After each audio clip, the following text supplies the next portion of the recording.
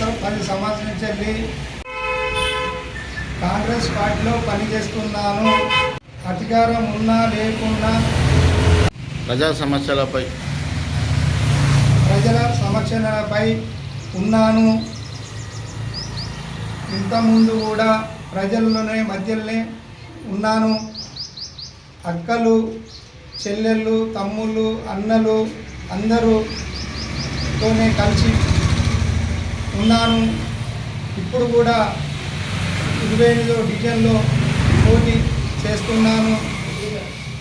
గత సంవత్సరం నుంచి కూడా 10 సంవత్సరాల నుంచి కూడా పని చేసుకుంటూనే ప్రజల మధ్యలోనే ఉన్నాను.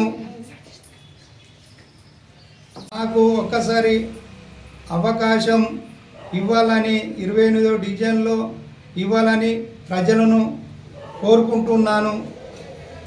నాకు ఒక్కసారి అవకాశం ఇవ్వాలని కోరుకుంటున్నాను.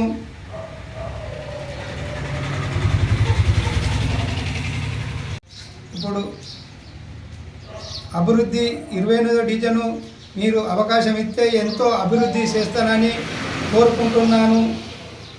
ఇప్పుడు కూడా ఎన్నో పథకాలు ఉన్నాయి, ఎన్నో రకాలుగా ఉన్నాయి. అవి కూడా మనకు అభివృద్ధి అవుతాయి.